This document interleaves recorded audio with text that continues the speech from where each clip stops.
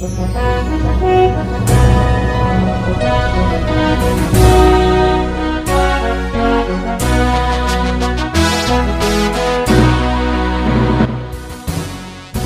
bagi saudara sekalian, marilah kita siapkan hati dan pikiran kita untuk menyambut firman Tuhan.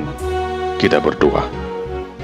Damai sejahtera Allah yang melampaui segala akal, itulah yang memelihara hati dan pikiranmu di dalam Kristus Yesus Tuhan kita.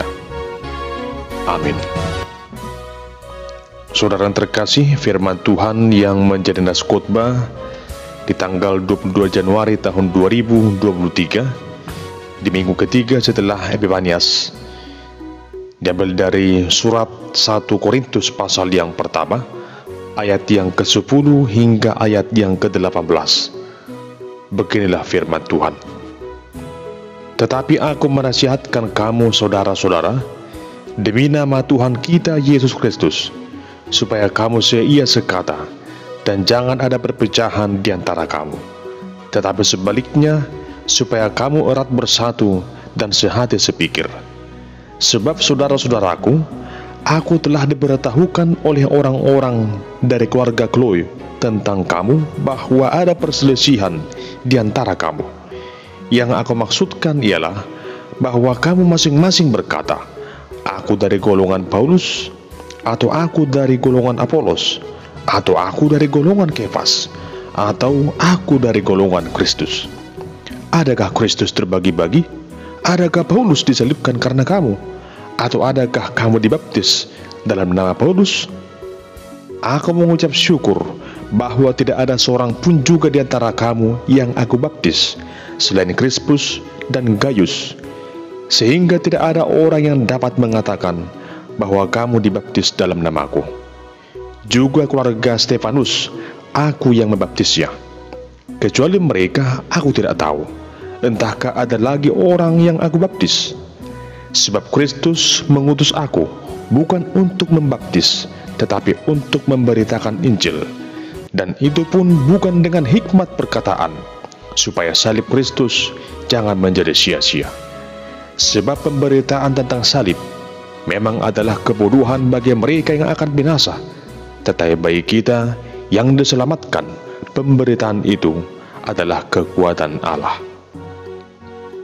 Demikian pembacaan firman Tuhan yang menjadi nas khotbah di tanggal 22 Januari tahun 2023 dengan tema kekuatan Allah yang menyelamatkan.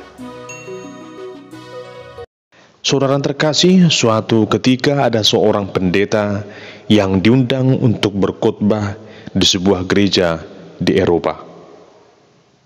Pendeta tersebut sungguh sangat kagum melihat keindahan bangunan gereja yang ada di sana. Dalam ibadah tersebut, ia merasakan kekhusyukan selama beribadah. Para pelayan dan jemaat sungguh menjiwai persekutuan ibadah tersebut. Demikian juga pendeta itu sangat bersemangat dalam menyampaikan firman Tuhan. Namun, di dalam benak pendeta itu ada satu hal yang janggal ia lihat, bahwa sekalipun bangunan gereja itu tinggi dan megah dan semua ornamennya begitu indah, tetapi pintu di gereja itu semuanya pendek. Jika dibandingkan dengan tubuh orang Eropa, maka tidak cocok lagi ukuran pintu itu dengan ukuran tubuh mereka. Akibatnya semua orang yang datang ke dalam gereja itu harus menundukkan diri supaya dapat melewati pintu tersebut. Pendeta itu mempertanyakan kepada majelis jemaat, kenapa pintunya seperti itu? Lalu majelis jemaat menjawab pendeta itu bahwa pintu itu sengaja dibuat demikian, berukuran pendek, supaya setiap orang yang datang masuk ke gereja menundukkan dirinya sebagai simbol dari ketundukannya di hadapan Tuhan. Untuk itu siapapun yang datang beribadah ke gereja harus merendahkan dirinya dan melepaskan segala keegoisan dan keangkuhannya, sebab di hadapan Tuhan semua orang adalah sama.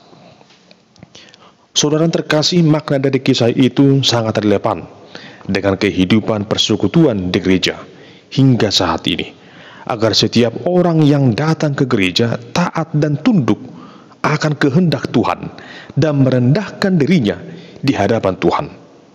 Jika seseorang tidak mau taat dan malah menunjukkan kesombongannya di tengah-tengah gereja, maka tak jarang kita temukan gereja itu menjadi terpecah. Selalu disebutkan dengan mencari solusi atas masalah-masalah yang timbul akibat dari keangkuhan. Tentunya kita semua tidak mau jika gereja di mana kita beribadah, bahkan gereja-gereja yang lain, terpecah dan selalu ribut. Yang kita mau adalah orang percaya selalu memelihara keutuhan di tengah persekutuannya. Jemaat yang dikasihi Tuhan, Rasul Paulus sebagai Rasul Kristus tidak menghendaki adanya perpecahan di jemaat Korintus yang pernah ia layani saat itu. Namun apalah dayanya, setelah Paulus meninggalkan jemaat Korintus, ia mendengarkan bahwa di jemaat itu telah terjadi perselisihan. Para warga jemaat telah membuat kelompok-kelompok di antara mereka akibat dari pengajaran-pengajaran yang menyesatkan yang dibuat oleh guru-guru palsu yang datang saat itu. Di antara mereka ada yang menyebut sebagai golongan Paulus, golongan Apolos, golongan Kefas, dan ada yang menyebut sebagai golongan Kristus. Hal itu terjadi atas fanatisme yang sempit dari kalangan jemaat itu sendiri terhadap para pemberita Injil pada masa itu. Sebagai seorang rasul, Paulus tidak mau hal itu terjadi. Untuk itu dia memberikan nasihat dan permohonan kepada jemaat di Korintus. Dengan tegas ia berkata, "Aku menasihatkan kamu, saudara-saudara, demi nama Tuhan kita Yesus Kristus, supaya kamu seia sekata, dan jangan ada perpecahan di antara kamu. Tetapi sebaliknya, supaya kamu erat bersatu dan sehati sepikir." Apa yang disampaikan Paulus menunjukkan betapa bergumulnya dia dengan kondisi perpecahan yang terjadi di Korintus saat itu. Paulus sungguh menyadari bahwa pengaruh dari suatu perselisihan dan perpecahan yang diakibatkan oleh perselisihan itu pasti akan menghambat pemberitaan Injil. Dan jika hal itu terjadi, maka tugas pokok yang seharusnya diemban oleh setiap orang percaya untuk memberitakan Injil akan terganggu.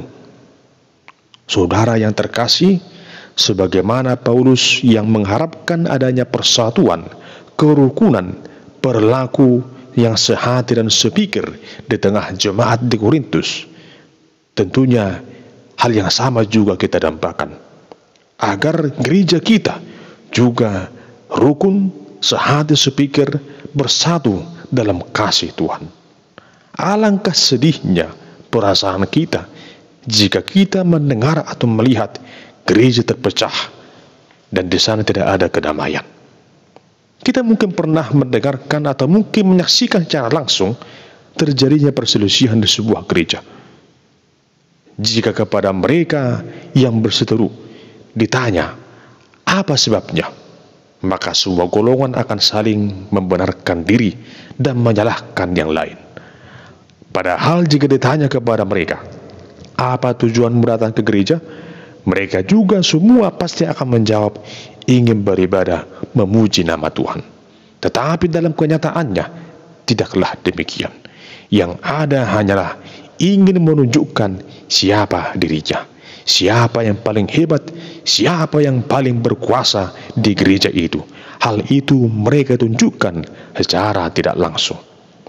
Jujur saja, jika hal-hal yang demikian masih terjadi di dalam gereja, masih layakkah mereka yang berselisih itu, sekalipun mereka giat beribadah, layakkah mereka disebut pengikut Kristus? Padahal kita tahu bahwa yang namanya orang Kristen adalah pengikut Kristus yang percaya dan mau hidup dalam kasih dan mau menjadi garam dan terang dunia, pembawa damai dan teladan di tengah dunia ini. Saudara yang dikasihi Tuhan, hal berikut yang kita simak dari nas khotbah ini adalah Rasul Paulus menyebut bahwa tugas pengutusannya adalah sebagai pewarta Injil Kristus, yaitu tentang berita salib, tentang kematian dan kebangkitan Kristus. Adapun pemberitaannya bukanlah mengandalkan hikmat duniawi, melainkan hikmat surgawi. Bagi orang yang tidak percaya akan Injil Kristus, menganggap bahwa berita salib adalah suatu keburuan, karena Yesus mati di kayu salib. Memang pada saat itu, dalam hukum kekaisaran Romawi, salib merupakan simbol kejahatan dan penghukuman yang hina. Itulah sebabnya penganut hikmat duniawi pada masa itu tidak dapat menerima bahwa keselamatan diperoleh dari penyaliban dan kebangkitan Kristus. Hal itu sungguh tidak masuk akal. Bagaimana mungkin keselamatan diperoleh dari kehinaan? Tuhan tidak mungkin mengambil jalan salib yang hina, sebab Tuhan adalah agung dan mulia. Kira-kira demikianlah pandangan orang Korintus yang mengandalkan hikmatnya saat itu. Bagi mereka, Injil tidak masuk akal dan mustahil dapat memberi kehidupan dan keselamatan. Tetapi bagi orang percaya yang beroleh keselamatan dari Yesus Kristus, berita tentang salib adalah kekuatan Allah yang menyelamatkan. Dalam hal inilah Rasul Paulus mengajak semua orang Korintus supaya seia sekata, erat bersatu, dan sehati sepikir. Mereka boleh mengimani salib Kristus sebagai kekuatan Allah yang menyelamatkan, dan setiap orang yang percaya berkewajiban mewartakan jalan keselamatan itu bagi semua umat manusia. Dalam keadaan perpecahan jemaat dan terjadinya kelompok-kelompok dalam jemaat di Korintus, Rasul Paulus mengajak mereka untuk fokus kepada tugas panggilan mereka sebagai orang percaya untuk mewartakan Injil, sebagaimana Paulus juga menggambarkan panggilan yang ia terima. Dikatakan dalam ayat 17, sebab Kristus mengutus aku bukan untuk membaptis, tetapi untuk memberitakan Injil, dan itu pun bukan dengan hikmat perkataan, supaya salib Kristus jangan menjadi sia-sia. Firman Tuhan tersebut menegaskan bahwa keselamatan yang diperoleh orang percaya tidak akan pernah menjadi sia-sia apabila kita tidak lupa menghidupi dan memberitakan Injil di dalam dunia ini. Saudara yang terkasih, gereja adalah persekutuan orang percaya yang dipanggil untuk mewartakan Injil. Saya dan saudara terpanggil untuk itu.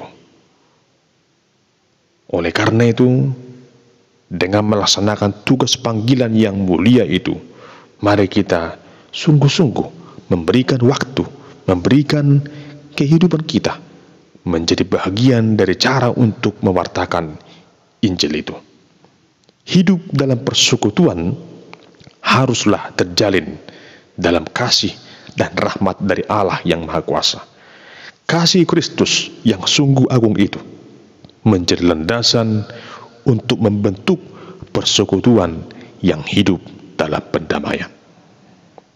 Saudara terkasih, sekalipun mungkin di tengah-tengah gereja itu kita datang dari berbagai latar belakang, pola pikir, pendidikan, dan kebiasaan yang berbeda-beda. Namun jangan jadikan perbedaan itu, perbedaan pendapat, perbedaan pola pikir dan kebiasaan itu menjadi hal-hal yang membuat perpecahan. Namun jadikanlah perbedaan itu menjadi sesuatu kekayaan dalam kehidupan rohani kita untuk membangun persekutuan yang lebih baik di tengah-tengah gereja itu. Berbeda itu indah. Itu merupakan hal yang harus kita yakini sebagai modal dalam membentuk persekutuan yang lebih baik. Ingatlah bahwa gereja yang asik berselisih dan membangun kelompok-kelompok tidak akan sempat memberitakan Injil. Semua yang mereka lakukan adalah kebohongan belaka. Semua hanya menjadi formalitas belaka. Bahkan sekalipun mereka beribadah berapa kali dalam satu hari, jika hati, jiwa, dan pikiran masih digerogoti dendam, kebencian, dipengaruhi dengan kelompok-kelompok dalam persekutuan di gereja itu, maka semua itu hanyalah persekutuan omong kosong. Untuk itu, mari kita hindari persekutuan yang membangun kelompok-kelompok yang memisahkan kita dari orang-orang atau jemaat yang lain.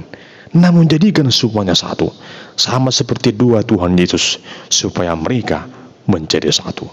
Kita adalah satu di dalam Kristus. Kita merupakan tubuh Kristus dan Kristus adalah kepala gereja.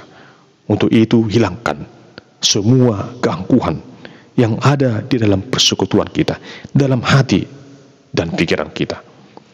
Amsal 13 ayat 10 berkata, keangkuhan hanya menimbulkan pertengkaran, tetapi mereka yang mendengarkan nasihat mempunyai hikmat. Sebagai orang Kristen, hiduplah dalam kerendahan hati dan saling membangunlah dan saling mendukung antara yang satu dengan yang lain demi terciptanya sebuah kedamaian. Demikian juga halnya dalam Roma 12 ayat 16 dikatakan, hendaklah kamu sehati sepikir dalam hidupmu bersama. Janganlah kamu memikirkan perkara-perkara yang tinggi, tetapi arahkanlah dirimu kepada perkara-perkara yang sederhana. Janganlah menganggap dirimu pandai. Jemaat yang dikasihi Kristus, kita telah menerima Injil Kristus, dan Injil itu adalah kekuatan Allah yang menyelamatkan kita. Oleh karena itu, jangan pernah sia-siakan keselamatan dan panggilan yang telah kita terima sebagai orang percaya di dalam diri Tuhan Yesus. Injil adalah kekuatan Allah, karena Tuhan Yesus telah menebus dan menyelamatkan kita lewat peristiwa salib itu sendiri. Jika dahulu kita hidup dalam kegelapan, namun sekarang kita hidup dalam terang ilahi yang ajaib. Kristus sudah mengaruniakan keselamatan bagi kita, dan sudah seharusnya kita tampil menjadi orang Kristen yang sungguh-sungguh lewat cara hidup yang saling mengasihi, sehati sepikir dengan sesama anggota jemaat, bahkan dengan semua orang, untuk mengupayakan apa yang terbaik di tengah persekutuan gereja dan di tengah kehidupan sehari-hari. Karena itu, jalanilah hidup ini dengan penuh sukacita dalam naungan kasih Allah yang telah memberikan keselamatan dalam kehidupan kita. Amin. Kita berdoa. Kami bersyukur kepadamu Tuhan yang telah menyelamatkan kami lewat penebusan Kristus di kayu salib. Injil itu adalah kekuatan Allah yang sungguh menyelamatkan kami, dan Injil itulah yang Engkau berikan bagi kami, agar kami memberitakannya kepada semua orang dengan mengandalkan hikmat kuasa daripada Tuhan dan disertai dengan kasih persaudaraan di tengah-tengah persekutuan kami. Bagimulah hormat kemuliaan, ya Allah, dalam Kristus Yesus Tuhan kami. Amin.